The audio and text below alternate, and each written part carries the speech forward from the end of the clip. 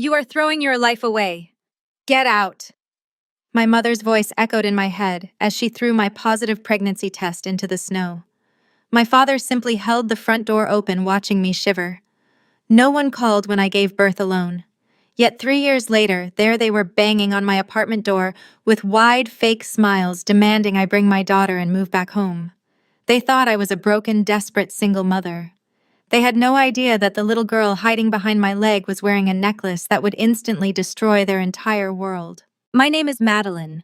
I am 33 years old and I work as a senior art and estate appraiser. Before I tell you how my family's greed led to their spectacular downfall, let me know where you are watching from in the comments below.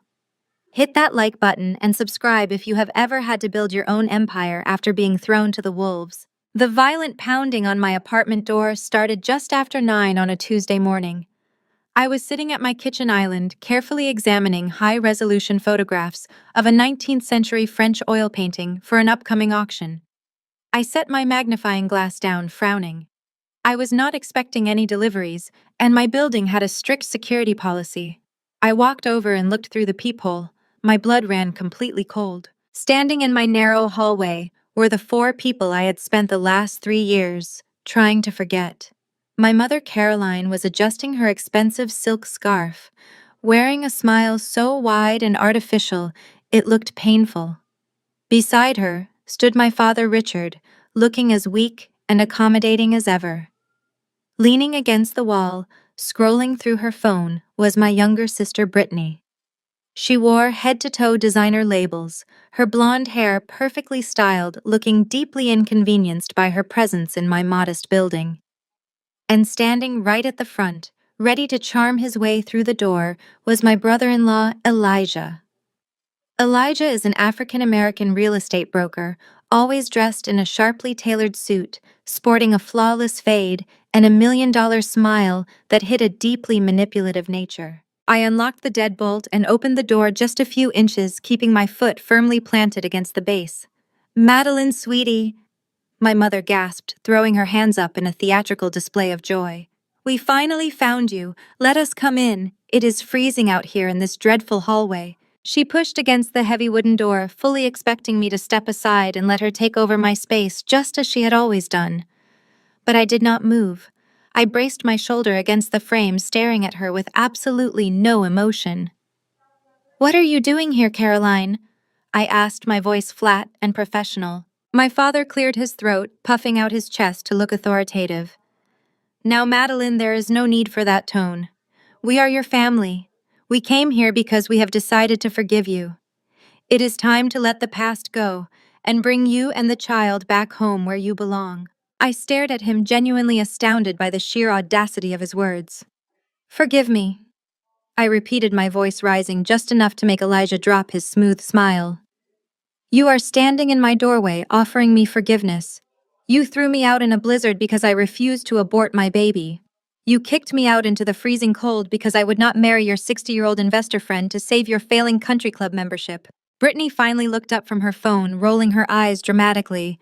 "Oh, please, Madeline. Stop being such a victim. We are trying to do you a favor. Look at this place. You appraise junk for a living and raise a kid in a shoebox. Elijah and I just bought a new boat, and we are still taking time out of our busy schedules to come rescue you. You should be saying thank you." Elijah stepped forward, placing a gentle, manicured hand on my door. He flashed his signature salesman smile, the one he used to close multi-million-dollar property deals. "Come on, Maddie. Let us not fight. Family is family. We know it has been rough for you playing the single mom role. We just want to bring you back into the fold. Let us take care of you. We can pack your bags right now." I looked at Elijah, seeing right through his polished exterior. None of this made sense. My family despised me. They viewed me as a stain on their perfect, wealthy image. They had ignored my existence for 3 entire years. They did not even know my daughter's name. For them to track down my unlisted apartment and show up together on a Tuesday morning meant only one thing. They wanted something from me. And knowing my family, it had to be about money. "I do not need to be rescued," I said, keeping my gaze locked on my mother. "I make a very comfortable living doing what I love, and I pay my own rent. Now tell me the real reason you are standing at my door, or I am calling the police for trespassing." Caroline's fake smile twitched. She tried to soften her eyes, playing the worried grandmother routine she had clearly rehearsed. "Do not be ridiculous, Madeline. We came to see our granddaughter. We want to take both of you to a nice lunch, buy her some pretty clothes, and bring you home. We miss you." Before I could tell her to drop the act, I heard the soft patter of small feet behind me. "Mama," a tiny voice called out. I turned slightly, keeping my body blocking the doorway. My 3-year-old daughter Lily walked out of her bedroom. She was rubbing her sleepy eyes, holding her favorite stuffed bear in one hand. But it was what she wore around her neck that made the air in the hallway turn to ice. Hanging from a thick gold chain resting against Lily's simple cotton pajamas was a massive, flawless emerald pendant carved with an intricate crest. It was a legendary antique, a family heirloom that was completely unmistakable. It was the master pendant belonging to my grandfather Thomas. My family always thought Grandpa Thomas was a crazy, penniless old hoarder who lived in a rundown cabin in the woods. They had cut him off decades ago, embarrassed by his eccentric lifestyle. They had no idea that for the past 3 years I had been the only person visiting him, cooking for him, and taking care of him until his final breath. And they certainly had no idea that his rundown cabin was merely a front for one of the most extensive and secretive antique collections in the country. I watched the exact moment my mother noticed the necklace. Her eyes darted from my face down to Lily. The blood drained from Caroline's cheeks so fast she looked like a ghost. Her perfectly applied lipstick suddenly seemed garish against her pale skin. Her mouth fell open and her fake, loving grandmother persona vanished, replaced by a look of absolute unadulterated terror. She reached out with a trembling hand, grabbing Richard's jacket sleeve and gripping it so tightly her knuckles turned white. "Richard," she gasped, her voice barely a harsh whisper as she pointed a shaking finger at my toddler. "Richard, look at the child's neck. That is Thomas's emerald. That is impossible." I looked down at my beautiful daughter, then back up at the greedy, manipulative people standing in my hallway. The puzzle pieces instantly snapped into place. I suddenly knew exactly why they had shown up unannounced, pretending to care about a daughter they had thrown away. They knew Grandpa Thomas had died, and they had come to make sure I stayed quiet and out of the way. But judging by the sheer panic radiating from my mother's face, they were just beginning to realize that the poor, discarded daughter they were trying to manipulate was actually holding the keys to the entire kingdom. Elijah immediately sensed the catastrophic shift in the atmosphere. Seeing my mother staring in absolute terror at the heavy emerald pendant resting against my daughter's chest, he expertly stepped forward. With a swift, calculated movement, he positioned his broad shoulders between Caroline and the doorway, completely blocking her view of Lily. Elijah was a master at reading rooms. He made his living convincing people to hand over millions of dollars for properties they did not need, and he knew exactly when a deal was about to go south. He shot a sharp warning look at my father silently, commanding him to get Caroline under control. Then he turned back to me, seamlessly, slipping into his most charming, empathetic real estate broker persona. The aggressive, condescending tone he had used just moments ago vanished completely. "Maddie, listen to me," Elijah said, his voice dropping an octave to a soothing, velvety timbre. He held up both hands in a gesture of peaceful surrender. "We did not want to just drop this on you in the middle of a hallway. This is not how we wanted this morning to go. We are your family, and we came here because we have some very difficult news to share." I kept my face perfectly blank, locking my eyes onto his. I did not shift my weight. I did not invite him in. "Grandpa Thomas passed away last night," Elijah said, letting out a heavy, rehearsed sigh. His face arranged itself into a mask of solemn grief. "He went peacefully in his sleep, but the old man is gone." I had to bite the inside of my cheek to keep from reacting. I already knew my grandfather was dead. I was the one holding his hand at 3 in the morning when his heart finally stopped beating.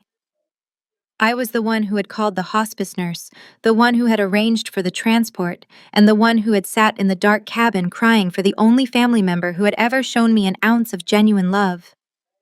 My family had not visited him in a decade. They had no idea I was his primary caretaker. Yet here was Elijah trying to break the news to me as if they were the grieving, dutiful relatives. "We are all hurting, Maddie." Elijah continued, taking my silence for shock. But unfortunately, death brings a lot of ugly bureaucracy. The reading of his will is scheduled for tomorrow morning downtown. Now we all know Thomas did not have much. He lived in that run-down shack in the woods hoarding God knows what. But the state still requires a formal probate process. He reached inside the breast pocket of his tailored jacket and pulled out a crisp manila folder. He opened it, revealing a single sheet of paper covered in dense legal jargon. He produced an expensive silver pen and held them both out toward me. "We know how hard you work just to keep the lights on here," Elijah said, his tone dripping with fake sympathy. "You are a single mother. You do not have the time or the money to deal with probate court estate taxes or paying lawyers hundreds of dollars an hour just to sort through a worthless property. So we want to make this easy for you. This is just a standard family representative waiver." He tapped the bottom line of the document with his manicured fingernail. "If you sign this, it gives me the legal authority to represent your interests tomorrow. I can handle the cleanup of the cabin deal with the county clerks and manage whatever minor debts the old man left behind. You will not have to take a single day off work, and you will not have to step foot in a courtroom. We will take care of the burden. Just sign right here and we will leave you in peace." I looked down at the document. It was not a simple representation waiver. Even a brief glance at the bolded text revealed exactly what it was. It was a complete and total renunciation of all executor rights, estate claims, and beneficiary status. If I put my signature on that line, I would legally sign away everything Thomas had left behind directly to my father. Brittany pushed past Richard, unable to contain her arrogant impatience any longer. She crossed her arms, her diamond bracelets clinking together. "Just sign it," Madeline Brittany scoffed, rolling her eyes as if my hesitation was a personal insult to her schedule. "You are an appraiser for junk shops. You cannot handle complex real estate law. Elijah deals with this stuff every single day. Just let Elijah handle it so we can all get out of this awful hallway and move on with our lives." Richard nodded firmly, trying to regain his patriarchal authority. "Your sister is right. It is for the best, Madeline. You have a young child to think about. You do not have the financial resources to fight in court if creditors come after his estate. Let us protect you." I looked at my father. I looked at Brittany's bored, entitled face. I looked at Caroline, who was still trembling behind Elijah, her eyes darting nervously toward the doorway. And finally, I looked at Elijah, who stood there with his silver pen extended, a smug, victorious gleam dancing in his dark eyes. He genuinely thought I was stupid enough to fall for it. A sharp, genuine laugh bubbled up from my chest. It echoed loudly in the narrow corridor. The sound was so unexpected that Elijah actually flinched, pulling the pen back slightly. Brittany uncrossed her arms, her brow furrowing in confusion. I reached out and snatched the legal document from Elijah's hand. I did not take the pen. I held the crisp white paper up between us, looking him dead in the eye. "I do not need Elijah to handle anything," I said, my voice dropping to a freezing, absolute calm. With one swift motion, I ripped the thick document cleanly down the middle. Elijah gasped, stepping forward, but I ripped the papers again, tearing their meticulously drafted legal trap into quarters. I let the shredded pieces flutter from my hands, showering down onto the tips of his expensive leather shoes. "Attorney Nathaniel already called me this morning," I stated, watching the smug confidence completely evaporate from Elijah's face. "He told me to make sure I bring the master vault key to the reading tomorrow." The reaction was instantaneous and spectacular. The color entirely drained from Elijah's face, leaving him looking hollow and terrified. Brittany's jaw dropped open in raw shock. Caroline let out a high, choked gasp, clutching her chest as if she had been physically struck. Before a single one of them could formulate a word, before they could even attempt to recover from the realization that I knew exactly what they were after, I took a step back. I pulled my daughter behind me and slammed the heavy wooden door squarely in their pale, horrified faces. I engaged the deadbolt, sliding the metal chain into place with a loud, satisfying click. They had come to steal my kingdom, but they had just realized I was already sitting on the throne. The next morning, the heavy glass doors of Nathaniel's downtown law office swung open. The reception area was an intimidating expanse of polished marble and dark mahogany, designed to make ordinary people feel very small. My family, however, walked in as if they owned the building. Caroline wore an absurdly expensive black designer dress, complete with a veiled fascinator, that made her look like she was attending a royal funeral rather than a simple will reading for a man she had ignored for a decade. Richard wore a custom charcoal suit. Brittany clutched a limited edition black leather handbag, tapping her designer heels impatiently against the marble floor. Elijah walked slightly ahead of them, exuding his usual arrogant real estate broker charm, acting as if he was the legal mastermind of the group. I sat quietly in a leather armchair in the corner of the conference room, holding Lily on my lap. I wore a simple professional navy suit. I did not need to perform my grief. I had done my crying in the quiet of my grandfather's cabin. Now I was just waiting. My family ignored me completely when they entered. They took their seats at the massive conference table, immediately launching into a loud, obnoxious conversation about what they planned to do with Grandpa Thomas's estate. I just hope the old man had the decency to leave cash and not just a pile of hoarded junk, Caroline complained, waving her hand dismissively. If there is a few $1,000s in his bank account, Richard and I can finally resurface the backyard pool. The current tiles are simply outdated. Brittany checked her reflection in her phone screen. Honestly, if he left me anything, I am putting it straight toward that new vacation home Elijah and I are looking at. I mean, assuming there is even enough to cover the closing costs. Elijah leaned back in his leather chair, steepling his fingers. Do not worry about the logistics. I will handle the liquidation of the cabin and the land. The property value is practically zero, but I know a developer who might buy the lot for a quick teardown. We will squeeze whatever pennies we can out of it. I stroked Lily's hair, feeling the cold, heavy metal of the master vault key resting securely in my blazer pocket. I said absolutely nothing. The heavy oak door opened and Nathaniel walked in. He was a sharp, calculating trust attorney in a pristine dark suit. His expression was completely deadpan, completely unamused by the theatrical display of wealth sitting at his conference table. He carried a thick leather binder and took his seat at the head of the table, placing the documents down with a heavy thud. "Good morning, Nathaniel," said his voice cutting through their chatter like a blade. "We are here for the reading of the last will and testament of Thomas. I will require everyone to remain silent until I have finished outlining the estate inventory and the final distribution of assets." Caroline sat up straighter, adjusting her veil, ready to receive her supposed windfall. Nathaniel opened the binder. He did not look at them. He simply began to read the inventory. The estate of the deceased includes the following primary assets: 2 commercial high-rise properties in downtown Chicago, a diversified portfolio of liquid mutual funds, and the contents of 3 high-security climate-controlled storage vaults located in the metropolitan area. The room went dead silent. Richard frowned, leaning forward. "Excuse me," Richard interrupted, letting out a nervous chuckle. "Commercial properties, high-security vaults. I think you have the wrong file. My father lived in a wooden cabin and collected old clocks and rusty tools." Nathaniel looked up from the document, his gaze freezing Richard in place. "I assure you, Richard, I have the correct file. Your father used the cabin as a quiet residence. His actual profession was acquiring, authenticating, and storing extremely rare historical artifacts and fine art." Elijah sat up, the smugness completely wiped from his face. His real estate broker instincts kicked into overdrive. "Wait, what is the total valuation of the estate?" Nathaniel adjusted his glasses. "A comprehensive appraisal was completed last month by our senior consultant. The combined value of the liquid assets, the commercial real estate, and the art collection is verified at exactly $80 million. If a bomb had gone off in the conference room, it would have been less shocking." Caroline physically gasped, grabbing the edge of the mahogany table to steady herself.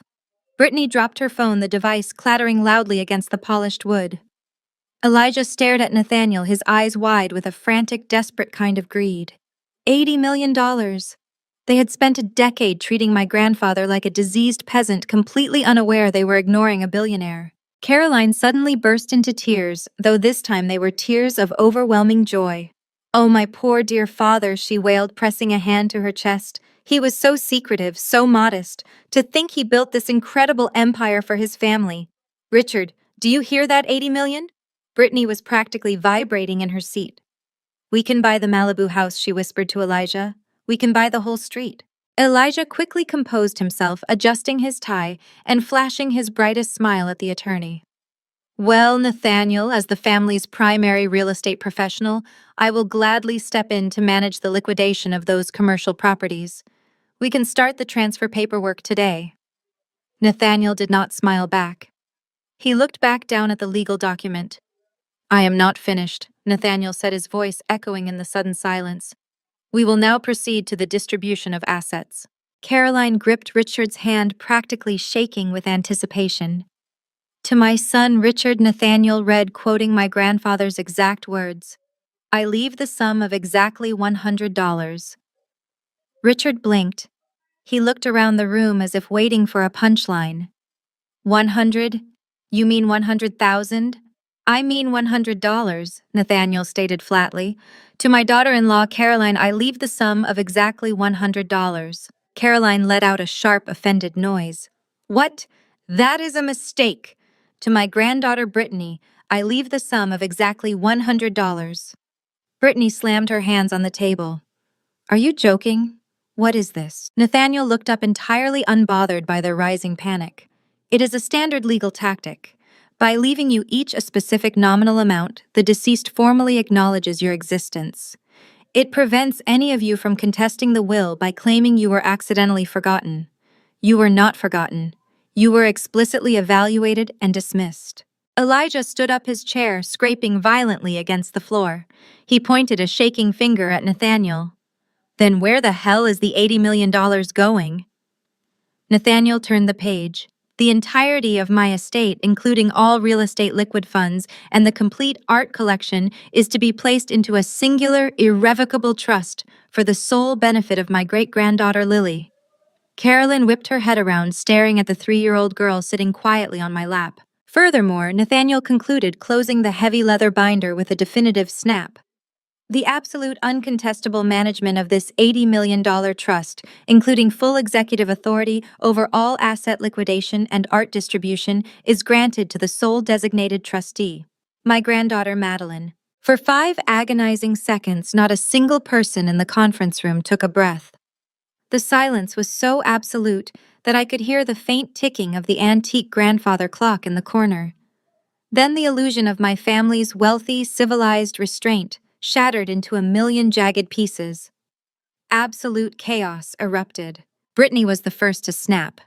Her pristine, entitled composure completely dissolved into wild, uncontrollable rage.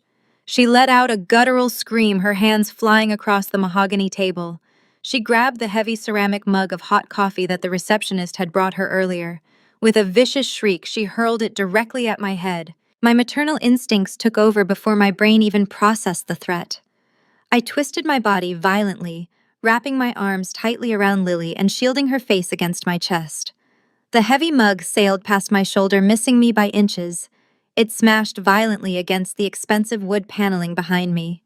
Scalding dark coffee splattered everywhere, soaking into the pristine wallpaper and dripping onto the marble floor. Lily buried her face in my navy blazer, whimpering quietly. I held her close, rubbing her back, keeping my eyes locked on my sister. I did not flinch. I did not yell. I just stared at Brittany with a look of pure, freezing contempt. Nathaniel stood up immediately, pushing his leather chair back with a loud scrape. He pointed a steady, menacing finger at my sister. Throw one more object in my office. Brittany and I will have you arrested for felony assault right now. Do not test me. Brittany ignored him, her chest heaving as she glared at me. You stole it. You stole my money. Caroline leaped out of her chair, her designer veil slipping sideways as she pointed a manicured, trembling finger at my face. She manipulated a dying old man. Caroline shrieked, her voice echoing shrilly off the glass walls. She is a parasite. She sneaked behind our backs and poisoned my father's mind. Just like she tried to ruin your sister's wedding by showing up pregnant. You have always been a disgusting, selfish burden to this family. I held Lily a little tighter. My mother's words were meant to cut deep, but they bounced off the armor I had built over the last 3 years. I did not try to ruin Brittany's wedding. I had simply shown up with a visible baby bump, refusing to hide my pregnancy like a dirty secret. For that crime, they had thrown me out into a freezing winter storm. Now Caroline was using that same twisted logic to justify why I did not deserve the wealth I had just been given. Richard slammed his fist onto the table, his face turning a dangerous mottled shade of purple. He turned his wrath entirely on Nathaniel. This document is a complete fabrication. I am his only son. I am the rightful heir to the estate. I will have you disbarred for fraud. I will drag your precious law firm through the mud until you are bankrupt. Nathaniel remained completely unfazed. He slowly straightened his suit jacket and tapped the heavy leather binder resting on the table. Contest it, Richard. Please, I implore you to try. This will was signed, notarized, and witnessed by 3 independent federal judges and a senior medical board who certified your father's total mental clarity. If you try to challenge this in court, you will bankrupt yourself in filing fees before a judge even looks at your paperwork. You get exactly $100. Accept it or leave. The reality of Nathaniel's cold legal certainty hit the room like a physical blow. Richard sank back into his chair, gasping for air, looking like a deflated balloon. Caroline began to sob hysterically, burying her face in her hands, realizing her dreams of endless luxury had just evaporated into nothing. But Elijah did not sit down. The smooth, charismatic real estate broker persona he had maintained all morning completely vanished. His polished smile was gone, replaced by a look of frantic, desperate aggression. He had married into this family, expecting a massive payday. The $80 million had just slipped through his fingers, and I could see the panic behind his eyes. Elijah slammed both of his hands flat onto the conference table. He leaned over the mahogany surface, staring intensely at Nathaniel. Show me the trust parameters right now. There has to be an oversight clause, a family conservatorship option, a board of directors. There is absolutely no legal precedent for placing $80 million into the hands of a single unsupervised individual. Nathaniel looked at Elijah with an expression of mild disgust. You are a real estate broker, Elijah, not a trust attorney. Do not presume to lecture me on legal precedent. Madeline is the sole absolute trustee. She answers to no one but the laws governing fiduciary duty. She has full executive authority over every property, every bank account, and every piece of art in those vaults. Your family has absolutely zero legal standing. Elijah's jaw clenched so tightly a muscle ticked in his cheek. He slowly turned his gaze away from the attorney and locked his eyes onto me. The desperation in his face morphed into something cold, calculated, and deeply malicious. He realized that legal tactics were useless against an ironclad trust. If he wanted control of the money, he had to go after the one thing I valued more than anything else in the world. He looked down at Lily, who was still clinging tightly to my jacket. Elijah pulled his custom smartphone from the inside pocket of his tailored suit. He tapped the screen, his dark eyes never leaving my face. You really think you have won, Maddie? Elijah asked, his voice dropping to a chilling, venomous whisper. You think a single mother living in a rented dump can manage $80 million? You think the state is going to let a woman with a history of mental instability and family estrangement hold the keys to a fortune while raising a toddler in a dangerous neighborhood? I stood up slowly, making sure my body was fully positioned between Elijah and my daughter. Are you threatening me, Elijah? I do not make threats, Elijah said, a cruel, empty smile spreading across his face. I make phone calls. I know people in Child Protective Services, high-level directors who owe me favors. We will see exactly how fast the state takes that kid and the trust away from an unfit mother. Barely 48 hours had passed since the explosive confrontation in Nathaniel's law office. I was sitting on the living room rug with Lily helping her stack a set of brightly colored wooden blocks.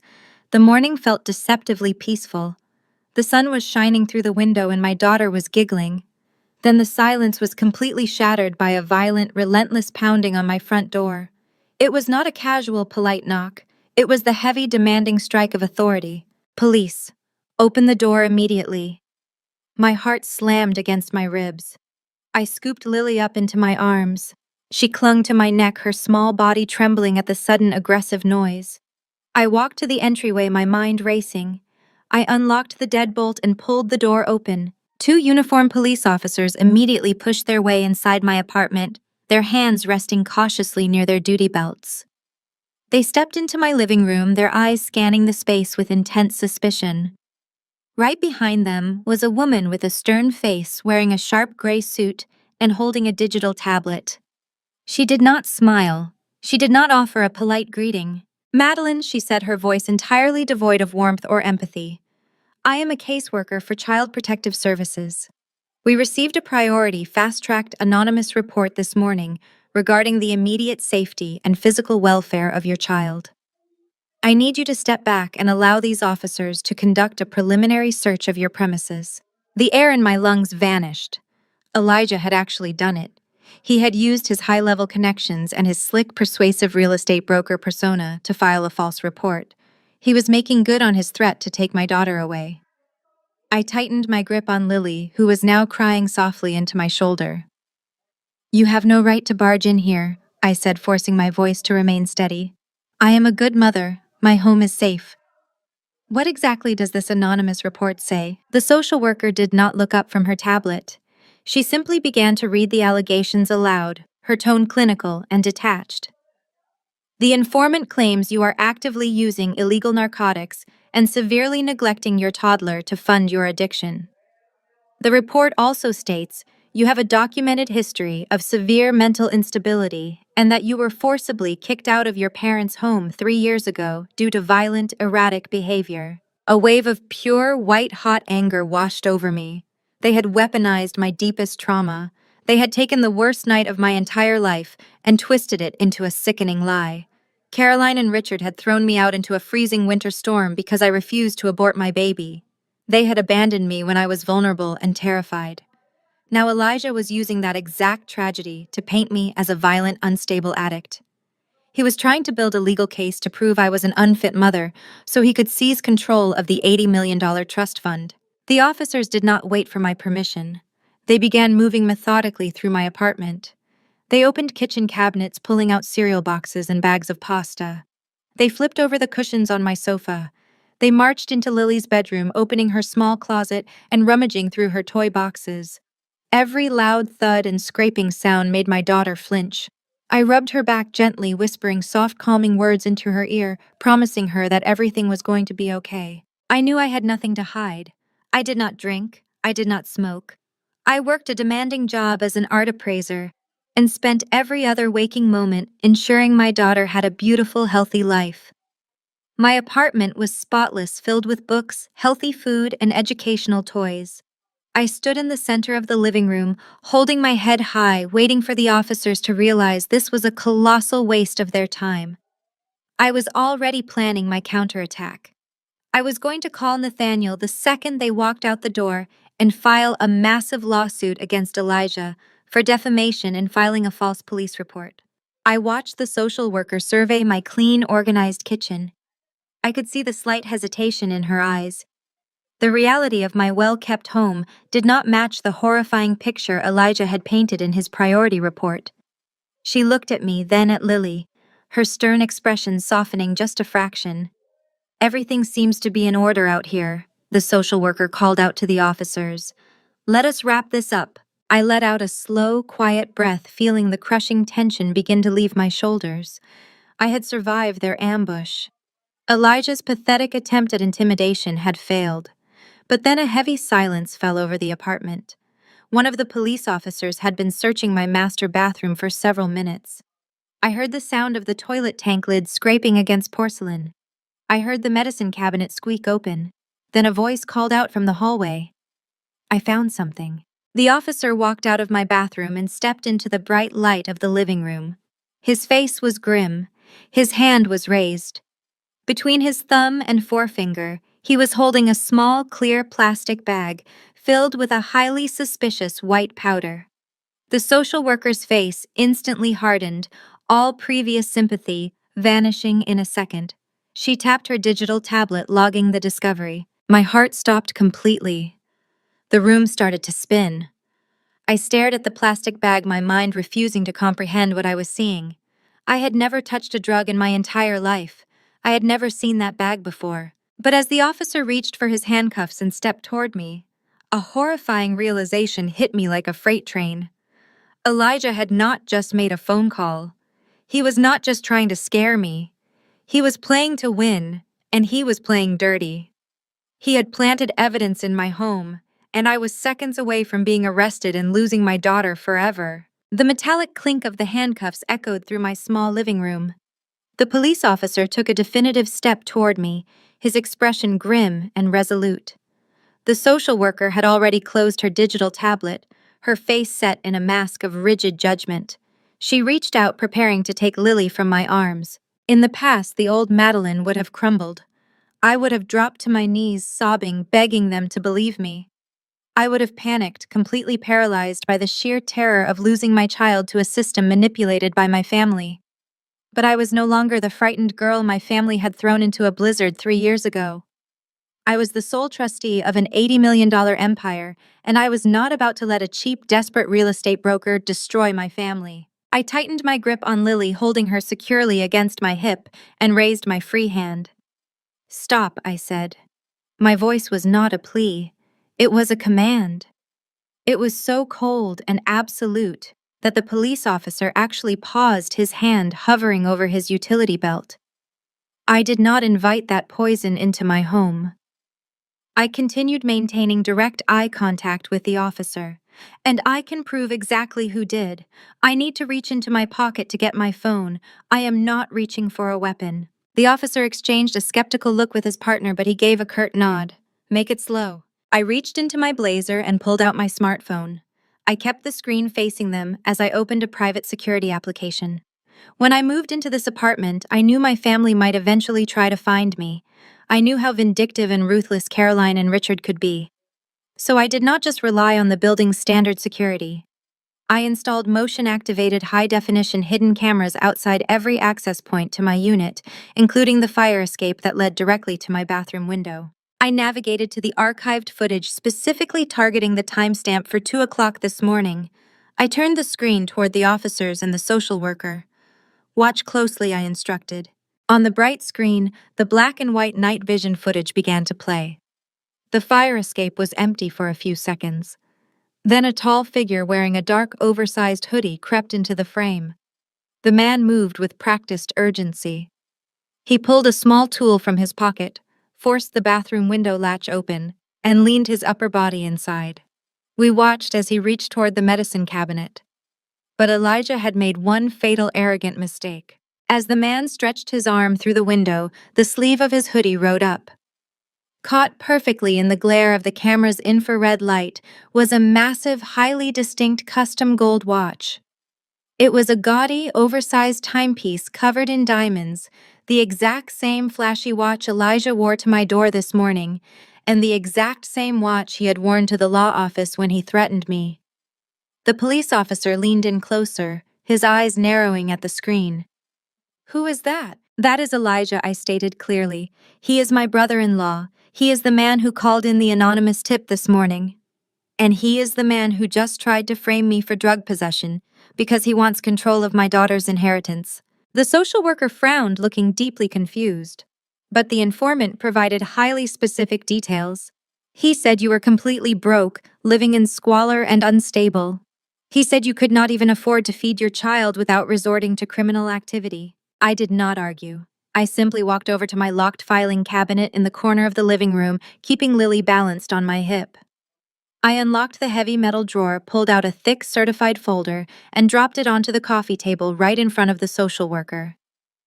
"Open it," I challenged her. She picked up the folder. Inside were my certified tax returns, bank statements, and employment verification records for the past 3 years. "I do not live in a modest apartment because I am broke," I explained, my voice ringing with undeniable authority. "I am a senior art appraiser. I make $150,000 a year. I rent this place under a corporate LLC specifically to hide from my abusive family. The same family who abandoned me when I was pregnant, and the same people who just discovered I was named the sole trustee of an $80 million estate. Elijah did not call you to protect my daughter. He called you to orchestrate an illegal coup." The dynamic in the room shifted instantly. The thick, suffocating tension of suspicion evaporated, replaced by the sharp electric realization of law enforcement officers who knew they had just been played. The police officer looked at the certified tax documents, then at the clear video footage playing on my phone, and finally at the bag of white powder he had found in the bathroom. The officer slowly holstered his handcuffs. He pulled a pair of sterile latex gloves from his pocket and picked up the small plastic bag by the very edge, dropping it carefully into an evidence pouch. "We are going to take this back to the precinct," the officer said, his jaw tight with anger at having been used as a pawn in Elijah's extortion scheme. "We are going to dust this entire bag for fingerprints. I highly suggest you forward a copy of that video to my department immediately." The social worker looked thoroughly humiliated. She rapidly deleted the preliminary assessment she had been typing on her tablet.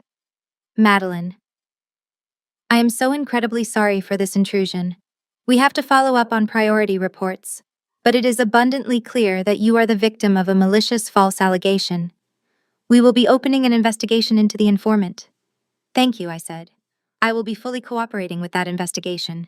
The authorities filed out of my apartment, offering respectful apologies as they left. I locked the door behind them, letting out a long, shaky breath. I knelt down on the rug and pulled Lily into a fierce, tight hug. We were safe. Elijah's disgusting, desperate trap had failed spectacularly. I had beaten them. But the war was far from over. I had barely stood back up when my cell phone began to ring. The caller ID flashed brightly on the screen. It was Nathaniel, the estate attorney. I swiped to answer, expecting him to be calling for a routine update. "Nathaniel," I started, "you will not believe what Elijah just tried to do." But Nathaniel cut me off. His usually calm, composed voice was tight with unprecedented alarm. "Madeline, listen to me carefully," Nathaniel said. "Someone just triggered the silent security alarm at Vault 3. My name is Madeline, and within 10 minutes of surviving a fake police raid orchestrated by my own family, I was sitting in the passenger seat of a speeding black sedan." Attorney Nathaniel drove through the downtown traffic with terrifying precision. My heart pounded against my ribs, but my mind was completely clear. Elijah had planned a coordinated two-pronged attack. He used his high-level connections to send Child Protective Services and the police to my apartment, hoping I would be arrested, or at least detained long enough to keep me entirely distracted. While I was fighting to keep my daughter, he and my sister Brittany were making a play for the real prize. They were raiding my grandfather's $80 million art vault. The storage facility was located in a highly secure industrial district. It was built like a fortress, surrounded by thick concrete walls and monitored by 24-hour surveillance. Nathaniel slammed on the brakes as we pulled through the massive steel gates. There, backed right up to the loading dock of Vault 3, was a large commercial moving truck. The loading ramp was already deployed. We threw open our car doors and sprinted toward the loading bay. As we got closer, I could hear the aggressive, booming voice of my brother-in-law echoing through the cavernous concrete hallway. Elijah was standing over the facility manager, using his imposing physical presence and his slick, rapid-fire real estate broker tactics to completely bully the much smaller man. Elijah wore his perfectly tailored suit, adjusting his cuffs so his flashy diamond-encrusted watch caught the harsh fluorescent lights. He was waving a thick stack of papers in the manager's face. "You are obstructing a legal asset transfer." Elijah barked, his tone dripping with practiced corporate intimidation. "I am a licensed broker managing the estate of Thomas. I have the signed documentation right here. If you do not step aside and let my movers load these crates, I will have your job by noon, and I will personally sue this facility for millions in damages." The facility manager looked terrified, his eyes darting from the aggressive paperwork to the massive wooden crate sitting on the loading dock. Brittany was pacing back and forth in her designer heels, her arms crossed tightly over her chest. She looked entirely out of place in the dusty industrial warehouse, glaring at the manager as if he were a disobedient servant.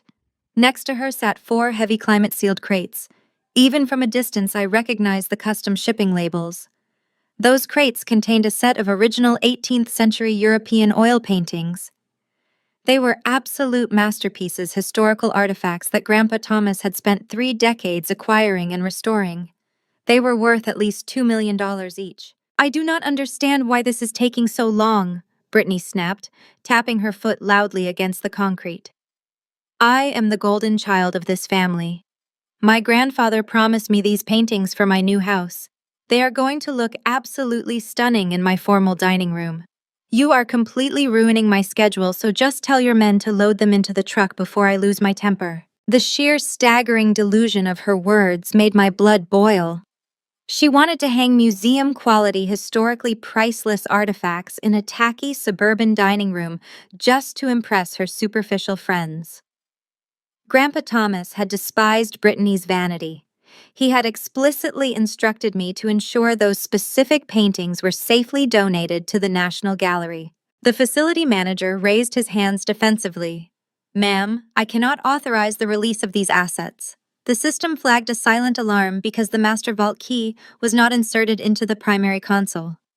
You cannot just use a paper document to bypass a level 5 security protocol. Elijah stepped forward, jabbing his finger hard into the manager's chest. "Listen to me very carefully. The owner of this vault died yesterday. The key is irrelevant. I have the primary power of attorney signed by his immediate next of kin. You are going to open that loading gate right now, or I am calling the police." "Actually," I said, my voice cutting through the heavy warehouse air like a whip, "I would love for you to call the police, Elijah. I am sure they would be very interested to know why you planted illegal narcotics in my bathroom window 2 hours ago." Elijah froze. His broad shoulders went completely rigid. Brittany spun around, her jaw dropping, as she saw Nathaniel and me walking out of the shadows and stepping fully into the bright light of the loading dock. Elijah slowly turned his head. The color drained from his face when he realized I was not wearing handcuffs, I was not sitting in a jail cell, and my daughter had not been taken away. His meticulously planned, highly illegal ambush had completely failed. "What are you doing here?" Brittany shrieked, her voice echoing shrilly off the concrete walls. "You are not supposed to be here." I walked straight past her, positioning myself directly between Elijah and the priceless wooden crates.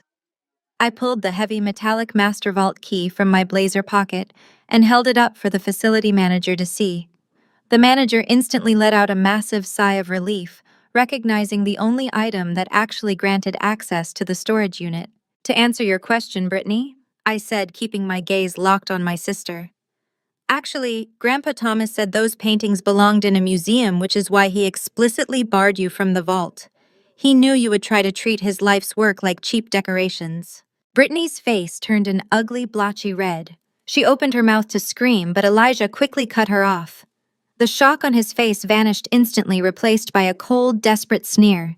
He was a cornered animal, and he was ready to fight dirty. "You think showing up with a key changes the law, Maddie?" Elijah laughed, though the sound was harsh and entirely devoid of humor. He aggressively shoved the thick stack of legal papers toward my chest. "You might be the trustee, but you are out of your depth." Elijah tapped the top page with his knuckles. He pulled out a legal loophole document, brandishing it like a weapon. "I am not stealing anything. This is a pre-probate asset transfer. It is fully authorized, signed, and notarized by Richard. As the immediate son and direct next of kin, Richard has the absolute statutory right to claim temporary guardianship of physical family assets before the trust officially settles in court. We are legally taking these paintings, and there is absolutely nothing you or your overpriced lawyer can do to stop us." Elijah stood there on the loading dock, holding that single sheet of paper like it was a winning lottery ticket.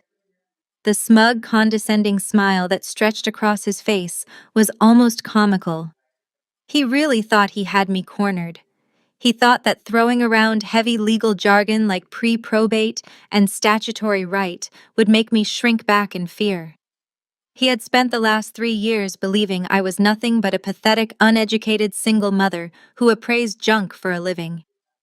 He assumed that because I did not wear designer brands or drive a luxury car, I possessed absolutely zero financial literacy. I did not shrink back. I did not even look at the paper he was aggressively shoving toward my chest. Instead, I took a slow, deliberate step forward, closing the distance between us until I was looking directly into his dark, calculating eyes.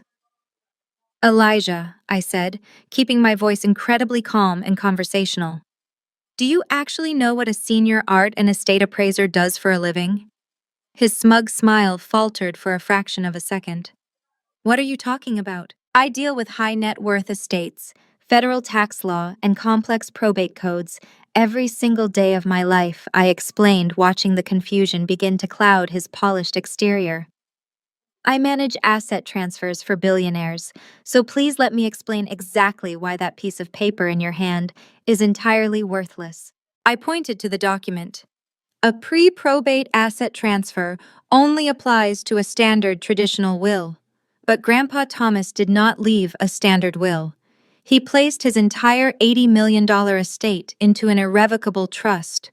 Do you know what irrevocable means, Elijah? It means those assets bypass the probate courts entirely. The absolute second my grandfather's heart stopped beating in that cabin, legal ownership of everything in this vault transferred directly to the trust. Brittany scoffed loudly, stomping her designer heel against the concrete floor. Stop making up fake rules, Madeline. Dad signed the paper. Dad is the son. Dad does not own a single frame canvas or speck of dust in this building, I fired back, my voice echoing off the warehouse walls. Richard has absolutely zero legal authority to authorize the removal of these paintings. If he signed that paper claiming he is the executor, he committed fraud.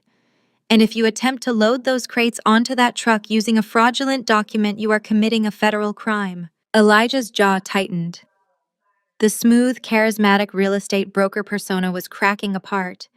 He tried to puff out his chest using his imposing height to try and intimidate me. You are bluffing, Maddie. You are just trying to scare us away from what is rightfully ours. I am not bluffing, a cool, authoritative voice announced. Nathaniel stepped out from behind me, adjusting the cuffs of his pristine suit. He pulled his smartphone from his pocket, holding it up for Elijah and Brittany to see. His face was a mask of pure, absolute legal ruthlessness. Elijah Nathaniel stated flatly as the official attorney representing the Thomas estate. I can confirm that Madeline is entirely correct. Attempting to remove assets from an active, irrevocable trust using forged or unauthorized documentation is a severe felony. Given that the appraised value of those 4 crates currently sitting on the loading dock exceeds $8 million, we are well into the territory of grand larceny. Nathaniel tapped the screen of his phone. I am dialing emergency services right now. I will be instructing the police to arrest you both for grand larceny, trespassing, and attempted fraud. The reaction was instantaneous. The facility manager, who had been sweating nervously this entire time, immediately took 3 large steps backward, putting as much distance between himself and my family as possible. The foreman of the moving crew, a burly man in a high-visibility vest, held up both of his hands and whistled sharply to his team. Whoa, hold on a second, the foreman shouted. We are just an independent moving company hired for a standard pickup. Nobody said anything about stolen goods or federal felonies. We are not going to jail for you people. Drop the dolly, guys. We are done here. The movers immediately abandoned the heavy wooden crates on the loading dock and jogged back toward their truck. Elijah panicked, the confident, wealthy facade completely shattered. The police were already on their way, and he knew that with Nathaniel as a witness, there would be no fast-talking his way out of a grand larceny charge. His eyes darted wildly toward the exit. He crumpled the fake legal document in his fist and grabbed Brittany hard by the arm. We need to leave, Elijah hissed, his voice dropping into a frantic whisper. Right now. But Brittany refused to move. Her face was contorted into a mask of pure, spoiled entitlement. She dug her heels into the concrete, trying to yank her arm out of his grasp. No, those are my paintings. I need them for my dining room. Mom said they were mine. Brittany, shut your mouth and walk, Elijah roared. The sudden aggression in his voice made my sister jump. He did not care about the paintings anymore. He only cared about saving his own skin. He practically dragged her away from the loading bay, her designer shoes stumbling awkwardly over the rough industrial floor. They ran toward their oversized black luxury SUV parked near the entrance. Elijah threw the driver's side door open, shoved Brittany into the passenger seat, and jumped behind the wheel. The engine roared to life. The tires screeched violently against the pavement, leaving thick black skid marks as Elijah sped out of the facility gates, fleeing the scene like a common criminal. Nathaniel lowered his phone, letting out a short, dismissive breath. Cowards. They always run when the law actually shows up. I turned to the facility manager, who was currently wiping sweat from his forehead with a handkerchief. I apologized for the disturbance. I asked him to instruct the remaining staff to carefully move the 4 crates back inside Vault 3.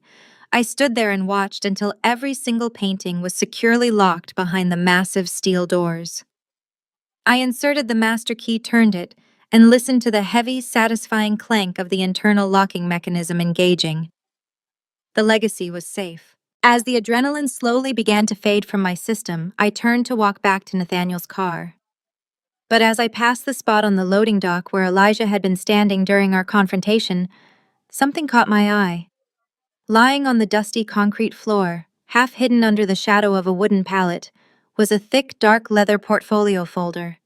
Elijah must have dropped it in his frantic rush to escape the warehouse. I walked over and picked it up. The leather was incredibly expensive, embossed with Elijah's real estate firm logo. "What did he leave behind?" Nathaniel asked, walking over to join me. "More fake property deeds." I opened the heavy leather flap, expecting to find real estate brochures, or perhaps more forged documents signed by my father. But the papers inside had absolutely nothing to do with real estate or probate law. I stared at the top document, my brow furrowing in confusion. It was a bank statement printed on bright red warning paper. I flipped to the next page and then the next. My heart began to beat faster as the terrifying reality of Elijah's actual life came into sharp focus. "These are not real estate contracts," I murmured, my eyes scanning the heavily redacted financial records. "These are bank statements. His accounts are completely drained." "Nathaniel, look at this. The balances are deeply catastrophically negative." Nathaniel leaned over my shoulder, his sharp legal eyes immediately catching the alarming details. I kept digging through the folder. Beneath the red bank statements was a stack of aggressively worded letters. They were not from traditional banks or credit card companies. They were from private lending institutions, the kind that operated in the shadows. The letters contained extremely threatening language, demanding immediate cash repayment for astronomical sums of money. There were default notices, intent to sue warnings, and chilling personal threats regarding unpaid debts. Elijah was not a successful, wealthy broker. He was completely broke. He was drowning in millions of dollars of secret debt, and his private lenders were actively coming to collect. The flashy suits, the luxury SUV, the diamond watch. It was all a desperate smoke and mirrors illusion to hide the fact that his life was in immediate violent danger. And suddenly his frantic criminal desperation to steal my grandfather's paintings made perfect, terrifying sense. We drove straight back to Nathaniel's downtown law office. The adrenaline from the warehouse confrontation had faded, replaced by a cold, calculating focus. I laid Elijah's heavy leather folder on the polished mahogany conference table and began pulling out the crumpled documents one by one. Nathaniel poured us both coffee and sat across from me. For the next 3 hours, we turned that boardroom into a financial forensics lab. My years of experience as a senior estate appraiser meant I knew exactly how to track hidden assets, verify ownership trails, and uncover buried liabilities. I smoothed out the heavily redacted bank statements, holding them up to the bright overhead light to read the account numbers Elijah had tried to cross out with a thick black marker. Nathaniel used his secure legal databases to cross-reference the routing codes. The deeper we dug, the more horrifying the picture became. Elijah was not a successful real estate broker. He was a complete and total fraud. His brokerage license had actually been suspended 8 months ago for unethical practices. The luxury vehicles, the designer suits, the endless, extravagant vacations he took with Brittany were all funded by an intricate web of toxic debt. I tallied up the principal amounts on the threatening letters from the private lenders. The final number made my stomach drop. Elijah owed $3 million in high-interest, unregulated street loans. He had borrowed money from dangerous people who did not send polite collection notices. They sent enforcers to break legs and collect debts through violence. But the absolute worst part was discovering exactly how Elijah had managed to secure those initial loans. I pulled out a stack of property deeds and financial transfer requests that had been stuffed into the back pocket of the folder. I stared at the signatures at the bottom of the pages, feeling a wave of genuine disgust wash over me. "Nathaniel," I said, sliding the papers across the smooth table surface, "look at these signatures. They belong to Caroline and Richard." Nathaniel adjusted his glasses, his eyes scanning the documents rapidly. "This is a secondary mortgage agreement. It is attached to your parents' house." I nodded, tracing the forged, shaky handwriting with my index finger. My parents paid off their mansion a decade ago. They were incredibly proud of it. But Elijah somehow got his hands on the original deed. He forged my father's signature and secretly took out a massive high-interest loan against the house. He literally mortgaged the roof over their heads to pay for Brittany's shopping sprees and to maintain his own flashy, wealthy image. Nathaniel shook his head in disbelief. It gets worse, Madeline. Look at this routing number. This matches your parents' primary retirement portfolio. I grabbed the paper, reading the fine print. Elijah had not just mortgaged their house, he had completely drained Caroline and Richard's retirement accounts.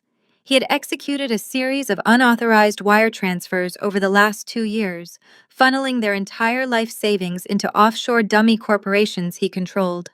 He had stolen every single penny my parents had saved for their old age. My parents had absolutely no idea.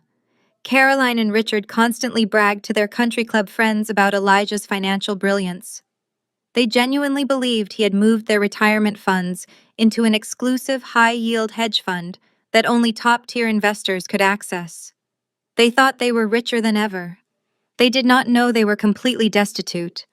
They did not know the bank was already drafting foreclosure papers on their home. The revelation was staggering. Elijah had built a house of cards on the backs of my clueless, greedy parents. And now that the loan sharks were closing and that house of cards was collapsing, that was exactly why Elijah had shown up at my apartment this morning with a fake legal waiver.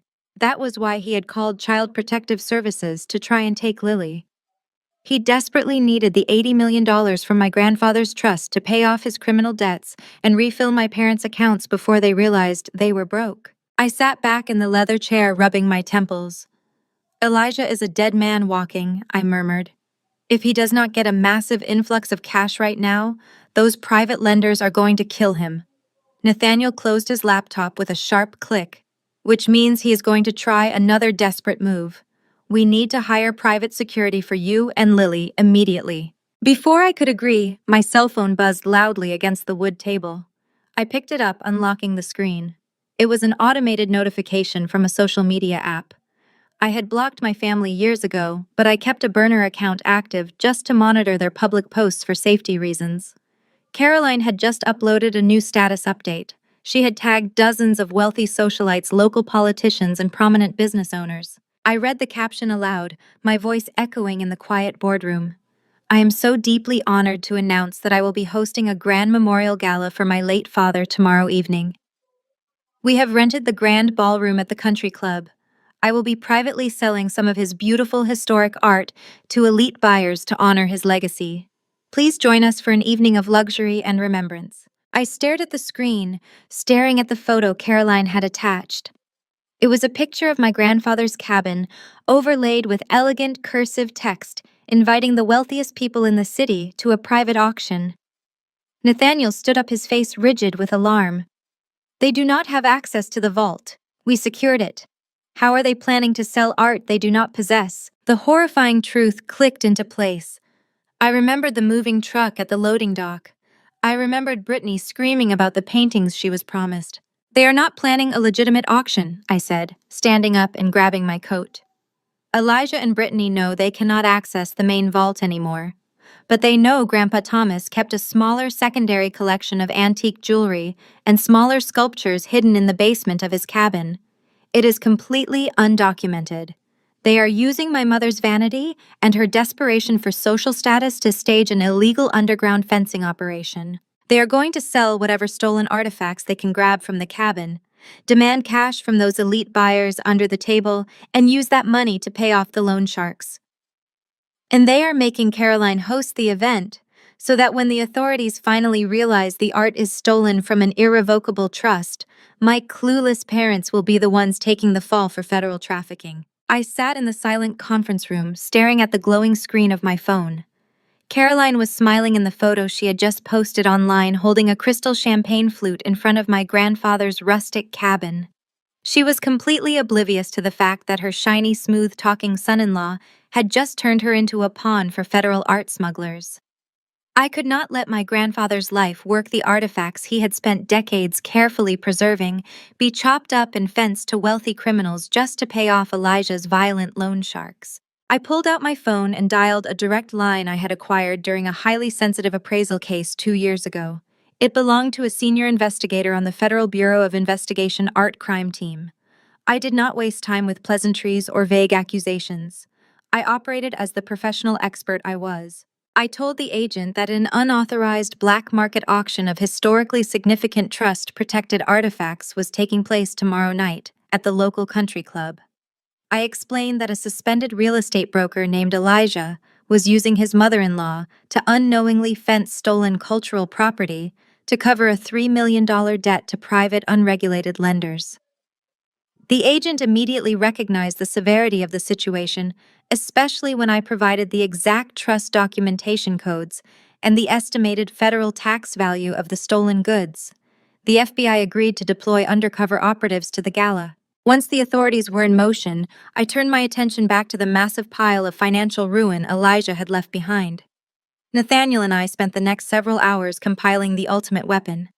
We built a physical, undeniable dossier. We printed high-resolution copies of the forged secondary mortgage documents, highlighting exactly where Elijah had falsified my father's signature to borrow against their fully paid-off mansion. We organized the drained retirement account statements tracking the unauthorized wire transfers that had funneled Caroline and Richard's entire life savings into Elijah's offshore dummy corporations. We placed the threatening letters from the violent loan sharks right next to the official irrevocable trust paperwork, proving my sole executive authority over every single asset my family was trying to steal. We organized every single piece of Elijah's toxic financial disaster into a thick, heavily tabbed binder. Nathaniel watched me slide the final bank statement into the heavy leather folder. He leaned back in his high-backed chair, taking off his glasses. He studied my face with a mixture of deep professional respect and genuine personal concern. Madeline, Nathaniel said quietly, keeping his sharp eyes locked on mine. Once we bring federal authorities into that ballroom tomorrow night, there is absolutely no going back.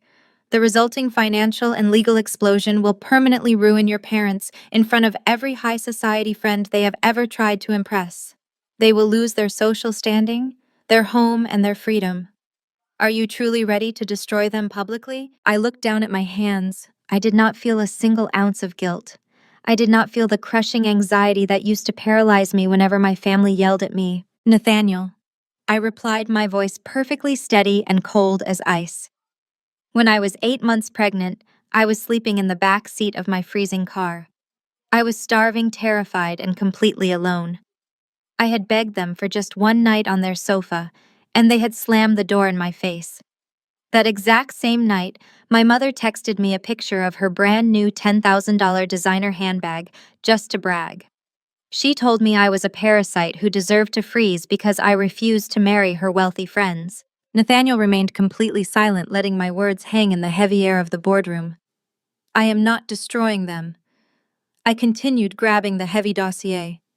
They are destroying themselves.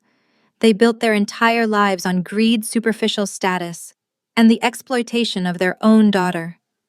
I am simply refusing to provide the safety net when their house of cards finally collapses. I left Nathaniel's office with a very clear, very dangerous objective. I had exactly 24 hours until Caroline's little memorial gala began. For 33 years, my family had forced me to wear the label of the ungrateful, pathetic scapegoat. They expected me to cower in the shadows wearing cheap clothes, apologizing for my very existence while they paraded around in stolen wealth. Brittany and Elijah thought I was just a weak single mother they could easily crush. I walked straight into the most exclusive high-end designer boutique in the downtown commercial district. I did not look at the clearance racks. I did not check the price tags. I walked directly to the VIP tailoring section. I needed armor for the battle ahead, and I was going to make sure they saw me coming. I purchased a stunning razor-sharp midnight blue tailored suit. It was crafted from the finest Italian silk blend, fitting me with absolute, undeniable perfection. It was incredibly expensive, the exact kind of garment that signaled to an entire room that the person wearing it held total absolute power. I paired it with a crisp white silk blouse and fierce sharp stiletto heels. When I looked in the three-way mirror, the scared, discarded daughter was completely gone. The woman looking back at me was a force of nature. I was going to that gala tomorrow night, But I was not going to beg for their love. I was not going to hide in the back of the room. I was going as the sole absolute trustee of an $80 million empire.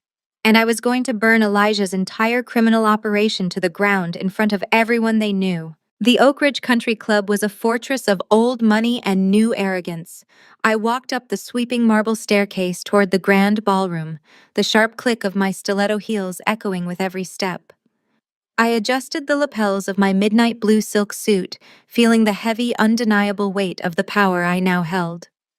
Behind the heavy oak doors, a string quartet was playing a mournful but elegant classical piece. I pushed the doors open and stepped into the golden light. The ballroom had been completely transformed into a high-end gallery. Velvet-draped pedestals held small antique sculptures, and temporary display walls showcased vintage jewelry and historical artifacts stolen directly from my grandfather's hidden basement. It was a grotesque display of theft wrapped in luxury. In the center of the room, holding a crystal champagne flute, was my mother, Caroline. She wore a dramatic black evening gown, repeatedly dabbing her dry eyes with a lace handkerchief as she swanned between groups of local politicians and wealthy socialites. She was playing the part of the grieving heiress to absolute perfection. Oh, my father was such a private man, I heard her sigh loudly to the city mayor. But he wanted his beautiful collection to go to people who truly appreciate fine art. We are just so honored to carry on his rich legacy tonight. A few yards away, my father Richard was standing near a display of 18th century silver, puffing out his chest.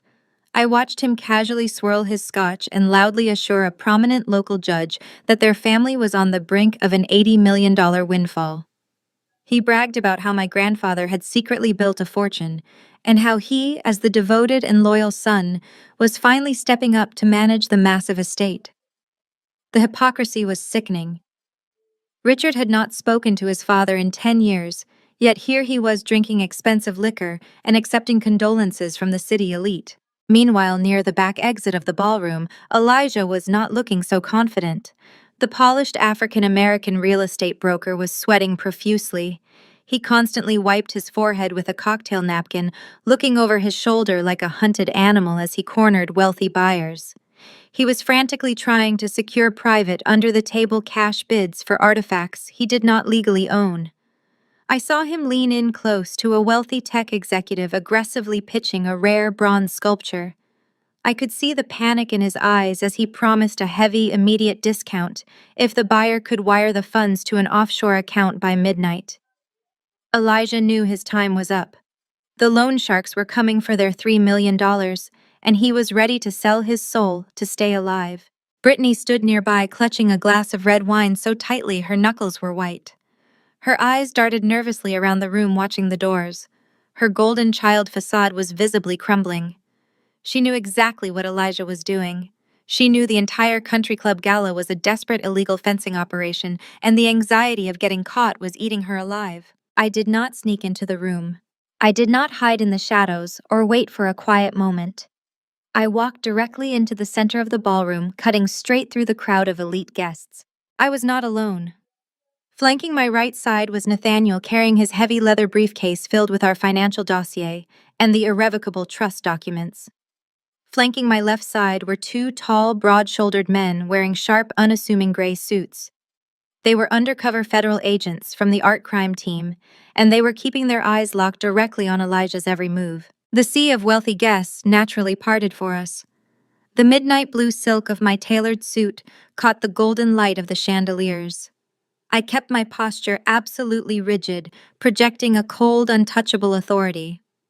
I was no longer the pregnant, terrified daughter begging for shelter in the snow. I was the absolute executive authority over everything in this room, and I was about to bring the entire house of cards crashing down. It took exactly 30 seconds for my mother to notice the massive shift in the room's energy. Caroline turned away from the local judge, her polite, grieving smile instantly curdling into a mask of pure, unadulterated rage. Her eyes locked onto my face, then darted to the expensive tailoring of my suit, completely unable to compute how the daughter she had discarded was standing in her exclusive country club looking like a billionaire. She slammed her champagne flute down onto a passing waiter's tray so hard the crystal nearly shattered. She marched directly toward me, her designer heels stomping aggressively against the hardwood floor. She did not care about maintaining her elegant image in that moment. She only cared about asserting her dominance. Caroline lunged forward and grabbed my arm with her sharp manicured fingernails, trying to violently yank me toward the exit doors. "Security!" Caroline shrieked, her shrill voice completely overpowering the string quartet and making every single guest in the ballroom turn and stare in absolute shock. "Security, get over here right now! Remove this trash from my party! She is not on the guest list." I looked down at Caroline's manicured hand digging into the silk sleeve of my midnight blue suit. 3 years ago, a gesture like that would have made me flinch. It would have sent me shrinking into a corner, desperate to apologize for ruining her perfect evening. But tonight, her grip felt weak. It felt desperate. I did not pull away quickly. I simply turned my head, locking my eyes onto hers with an expression of absolute freezing calm. With one smooth, deliberate motion, I raised my free hand and brushed her fingers off my arm. I brushed her away as easily as if she were a piece of lint. "Do not touch me, Caroline," I said. My voice was low, but it carried an unmistakable edge of authority. A few country club security guards had started to move toward us, responding to her shrieks. But the two undercover federal agents flanking me simultaneously turned their heads. They did not draw weapons. They did not shout. They simply gave the approaching guards a cold, hard, authoritative stare that instantly rooted the men to the floor. The guards backed away, sensing they were completely out of their depth. I did not retreat. I turned my back on my mother and walked straight toward the main stage at the front of the ballroom. The string quartet was still playing a soft classical melody, completely unaware that the elegant atmosphere was about to be torn to shreds. I climbed the short flight of velvet-covered stairs. I walked directly up to the lead violinist, reached out and firmly took the microphone from its stand. The music squeaked to a harsh, abrupt halt. The sudden silence in the massive ballroom was deafening. Below the stage, Nathaniel moved with the mechanical precision of a predator. He walked straight to the audio-visual control podium set up for my parents' presentation. The hired technician tried to protest, but Nathaniel handed him a crisp legal document bearing a federal seal. The technician stepped aside immediately.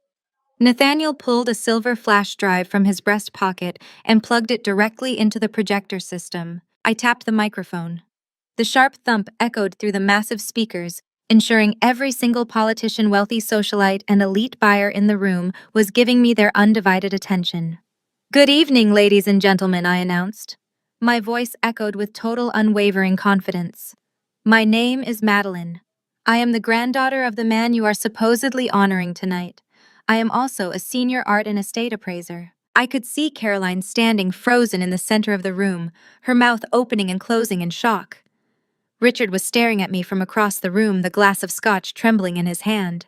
Brittany was shrinking back into the shadows, her golden child persona entirely gone. "My parents invited you here to bid on my late grandfather's beautiful art." I continued pacing slowly across the stage. "They invited you to privately purchase historical artifacts under the guise of honoring his legacy. They told you this was a rare opportunity to acquire pieces from a hidden collection. But there is a massive, catastrophic problem with the auction taking place in this room tonight." I paused, letting the tension stretch until it was almost unbearable. I looked directly at a prominent local judge standing near the front row. "Under federal law, you cannot auction assets that belong to an active, irrevocable trust," I stated clearly. A wave of shocked murmurs rippled through the crowd of elite buyers. These were people who understood money, taxes, and the law. They knew exactly what the words irrevocable trust meant. They knew that buying stolen property from a trust was a federal crime that could land them in prison for receiving stolen goods. I saw two prominent tech executives immediately set their champagne glasses down and take a sharp step away from the display pedestals. The wealthy socialites who had been eagerly examining vintage jewelry suddenly dropped the pieces as if they were burning hot. "I did not authorize the sale of a single item in this room," I projected my voice over the rising whispers. "Because I am the sole absolute trustee of my grandfather's $80 million estate. Every painting, every sculpture, and every piece of jewelry you see here was illegally removed from a secure storage facility. My parents have absolutely no legal right to sell them to you. Near the back exit, Elijah was completely losing his mind. The slick, charismatic African-American real estate broker persona was entirely gone. His face was dripping with sweat, his eyes wide with wild, unadulterated panic. I was standing on a stage systematically destroying the only chance he had to pay off his $3 million debt to violent loan sharks. If this auction did not happen tonight, Elijah was a dead man. He had promised those dangerous men that he would have their money by tomorrow morning. Desperation took over his entire body. He let out a furious guttural roar and charged through the crowd. He shoved a wealthy socialite out of his way, sprinting directly toward the stage. His eyes were locked onto the thick black power cord connecting the microphone and the projector system to the wall outlet. He was going to physically rip the cords out of the wall to silence me. He wanted to plunge the room into darkness so he could grab whatever artifacts he could carry and run. He lunged forward, diving for the audiovisual equipment, but he never made it. The two plainclothes men who had escorted me into the ballroom moved with terrifying, practiced speed. They stepped directly into Elijah's path, intercepting his desperate charge. One agent grabbed Elijah by the shoulder, spinning his heavy frame around with sheer brute force. The other agent reached inside his gray suit jacket. He pulled out a leather wallet and flipped it open, flashing a shining silver federal badge right in Elijah's terrified face. Federal Bureau of Investigation Art Crime Team. The agent announced, his voice carrying the absolute weight of the United States government. Do not take another step.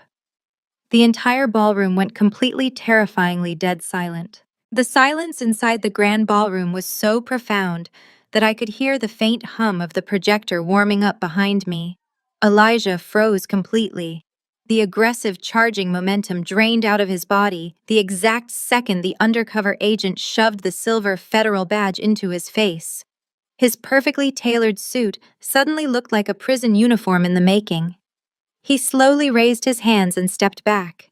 His eyes darted frantically around the room, looking for an exit that simply did not exist. I turned my attention back to the massive crowd of elite guests. They were standing like statues holding their crystal champagne flutes. They were completely captivated by the catastrophic implosion of my family. I gave Nathaniel a single nod. He pressed a key on the laptop resting on the podium. The giant projector screen behind me flashed a brilliant, blinding white before settling into a crisp, high-definition image. I stepped aside so everyone in the room could see the document towering over the stage. It was the final page of my grandfather's legally binding and heavily authenticated irrevocable trust. As you can clearly see, I announced. My voice carried over the sound system with absolute authority. The man you are supposedly memorializing tonight did not leave a single piece of his $80 million estate to the people hosting this gala. My grandfather knew exactly who his daughter and son-in-law were. He knew they valued money above basic human decency. Therefore, he left them a specific and highly calculated inheritance. I pointed to the highlighted section on the screen. To my son Richard and my daughter-in-law Caroline, he left the grand total of exactly $100 each. A collective and audible gasp rippled through the wealthy crowd. The city mayor covered her mouth in shock. Two prominent real estate developers exchanged looks of pure horror. In high society, there was no insult more devastating than being publicly outed as a disinherited relative. It meant you were not just poor, it meant you were discarded by your own blood. Caroline snapped out of her paralyzed state. Her face turned a dangerous, blotchy red. She marched toward the front row of seats and pointed a shaking finger at the massive screen. "That is a complete fabrication," Caroline shrieked. Her voice cracked with pure desperation. "She is lying to all of you. My father loved me. That document is a disgusting amateur forgery. She is a jealous and bitter child trying to ruin my family because she is a failure. Richard, tell them she is lying."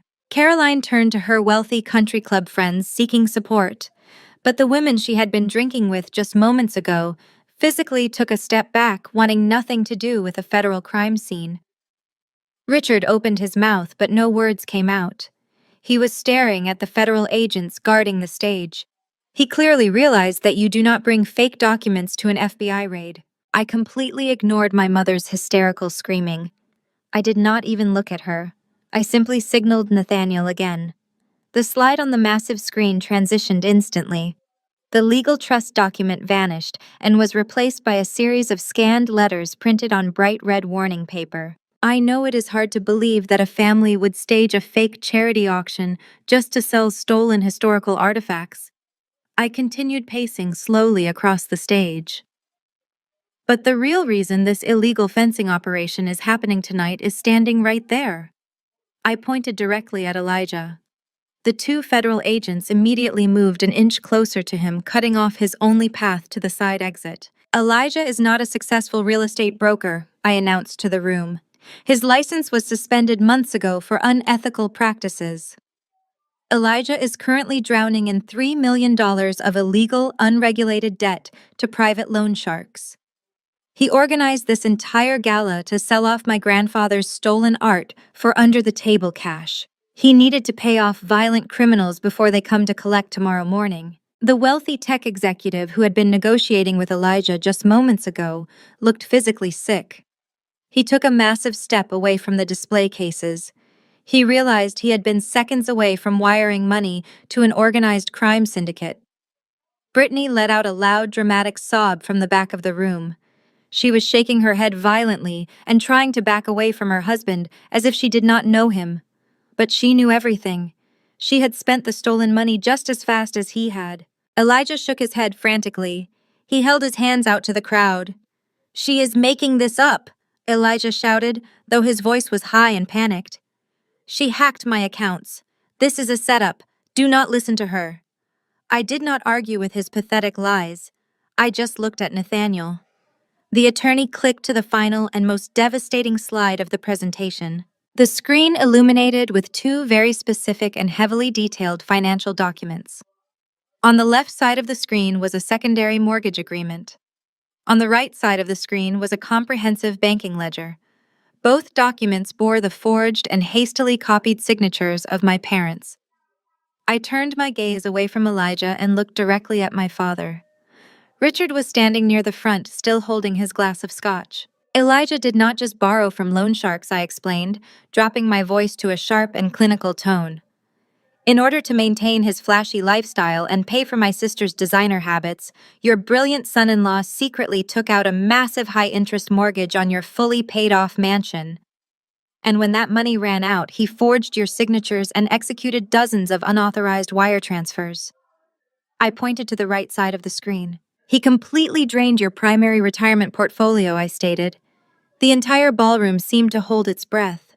All eyes shifted from the glowing projector screen down to Richard. My father looked like he had been physically struck by a heavy vehicle. The glass of expensive scotch slipped right out of his hand. It shattered against the hardwood floor, sending amber liquid splashing across his polished shoes. He did not even blink. Richard stared up at the massive bank ledger on the screen. He read the account numbers. He recognized the specific routing codes. He looked at the bottom line where the total available balance was printed in bold, undeniable black ink. His face turned a sickly pale gray. His shoulders slumped. The arrogant posture of a wealthy patriarch completely dissolved in an instant. He slowly turned his head away from the screen and looked across the room at Elijah. "Elijah," Richard whispered. The room was so incredibly quiet that his trembling voice carried all the way to the stage. "Elijah, you said you put our retirement into an exclusive high-yield hedge fund. Why does this screen say our balance is zero? Why does this screen say our balance is zero?"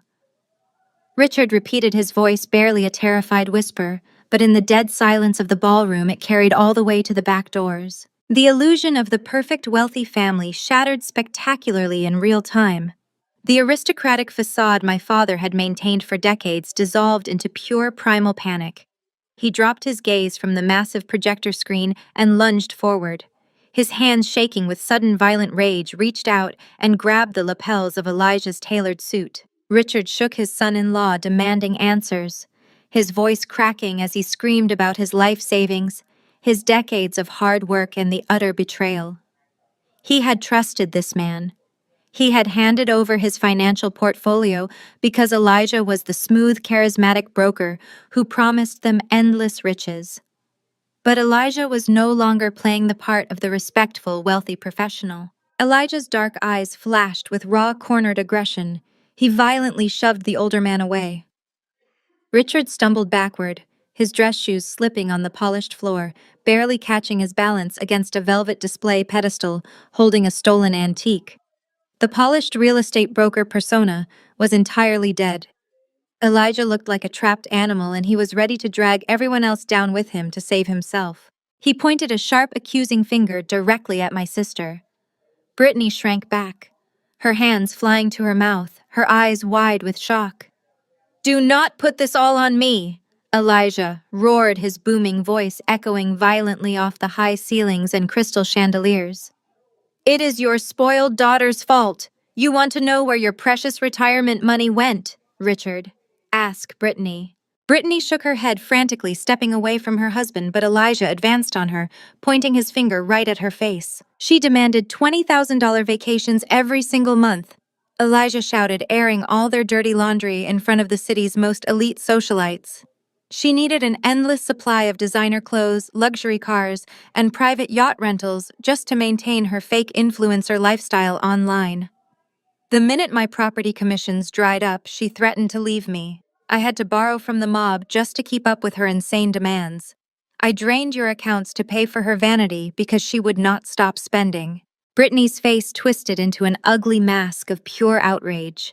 The golden child, the one who could do no wrong, the sister who had spent her entire life looking down on me, had just been publicly outed as the financial ruin of her own parents. She let out a piercing, hysterical shriek and lunged at her husband. She raised her hand and slapped Elijah across the face with a loud, vicious crack. "How dare you blame me?" Brittany screamed, swinging at him again, her designer handbag falling to the floor. "You told me you were a multi-million-dollar broker. You told me we were rich. You lied to me. You are nothing but a broke, pathetic fraud."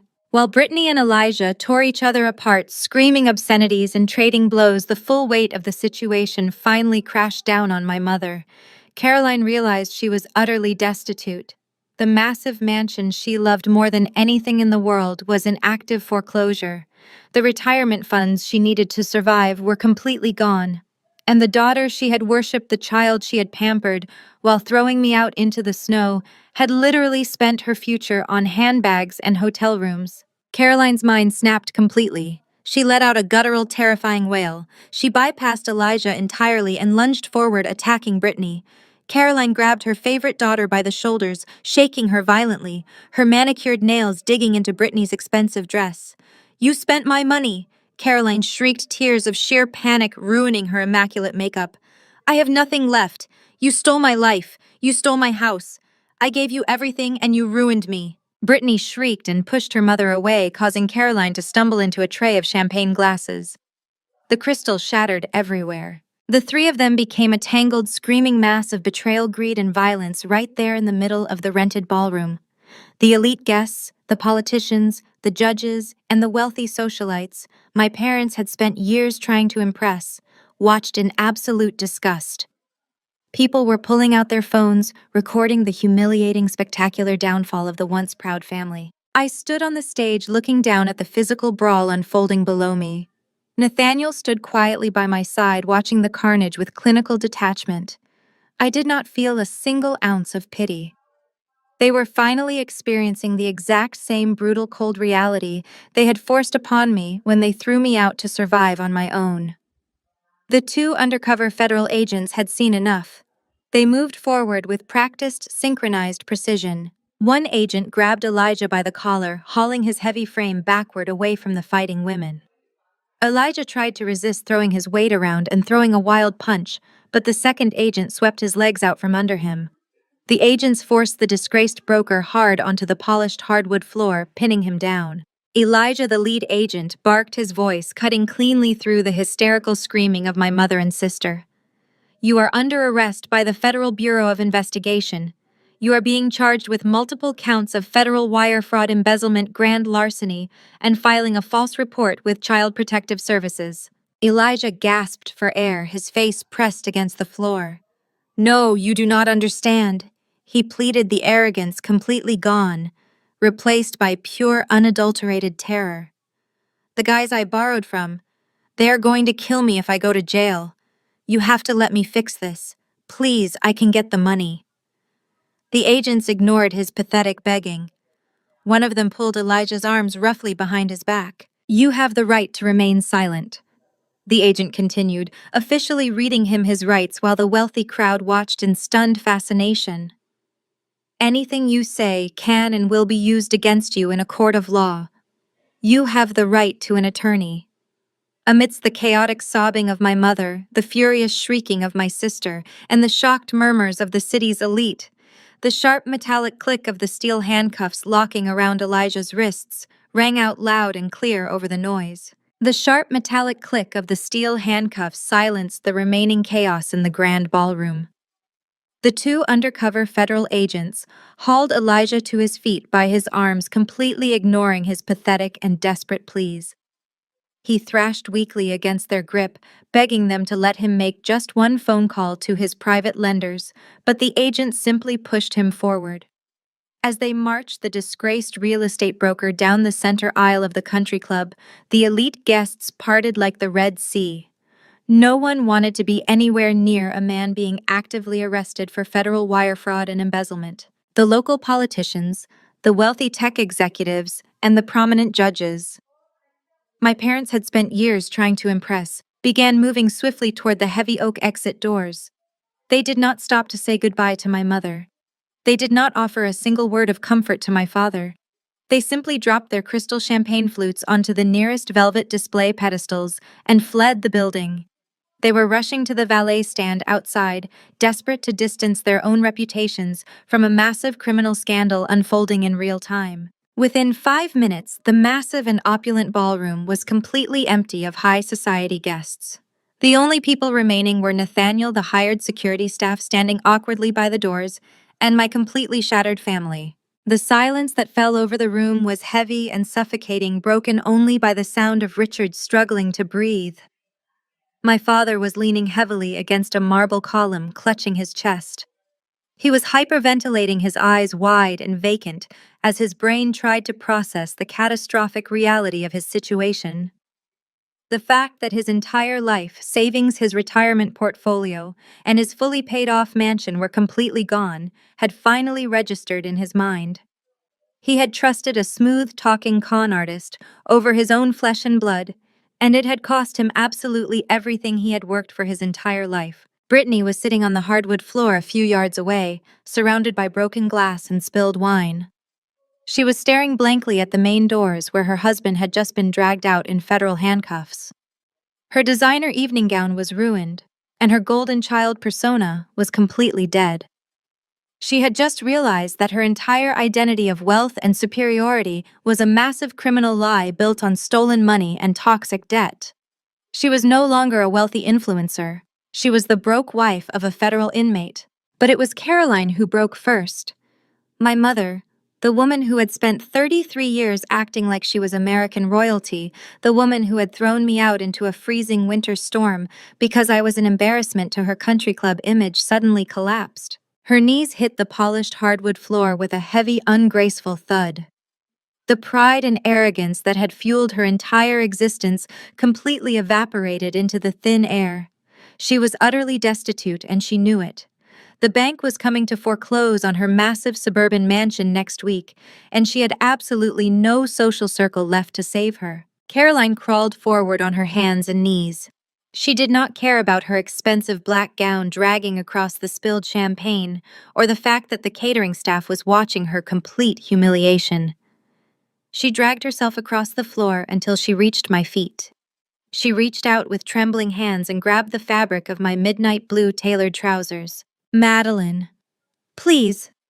Caroline sobbed, her voice a ragged and hysterical gasp. "Please, you have to help us. Elijah ruined us. He took everything we had. The bank is taking the house next week. We are going to be homeless." I stood there looking down at her. I did not step back, and I did not try to pull my pants out of her frantic grip.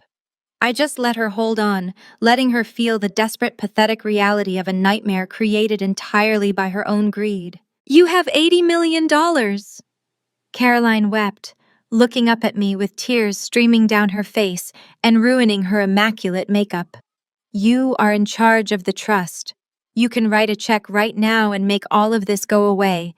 You can pay off the bank. You have to save us, Madeline. We are your parents.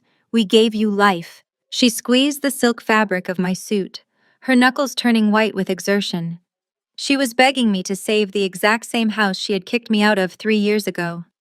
She wanted me to use my grandfather's legacy, the money he had explicitly protected and left for my daughter's future, to bail her out of a mess created by her own staggering vanity. I looked over at my father. Richard was still gasping for air, leaning against the column, looking at me with the exact same pathetic and desperate hope in his eyes.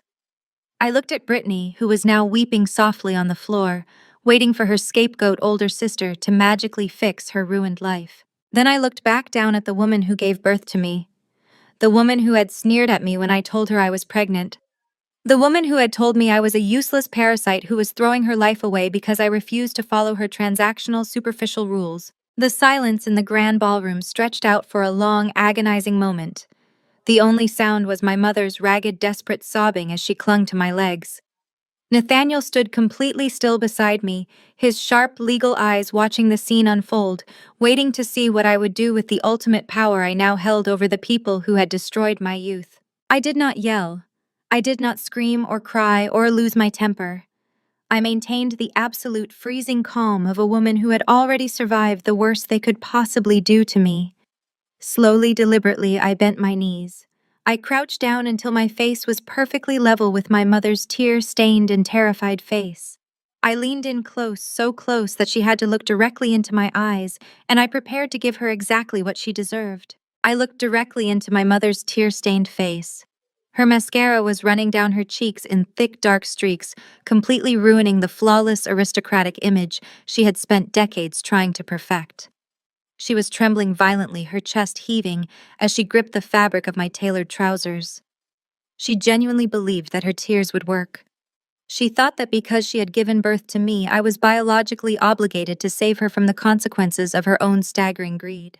I did not flinch, I did not soften my gaze, and I certainly did not feel a single drop of pity for the woman kneeling on the hardwood floor.